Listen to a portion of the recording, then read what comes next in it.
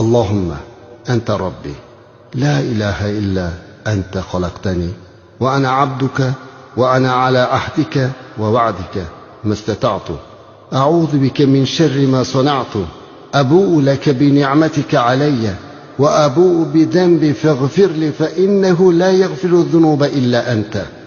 Yani ma'nosi shundayki, ey Allohim, sen meni parvardigorimsan. Sendan boshqa iloh yo'q.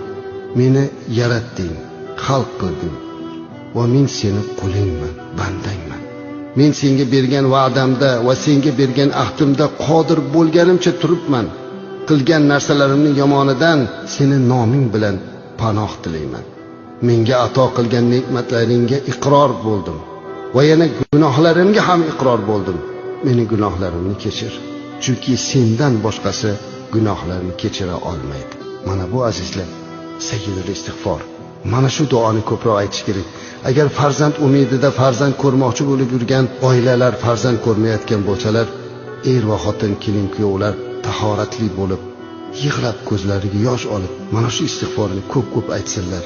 Inshaalloh Alloh ularga farzand ato qiladi. Va bu farzandlarining quvonchi bilan xonadoni fayz barakotga to'ladi. Qarzdorlar, bemorlar, hojatmandlar hammasi istig'for aytish kerak.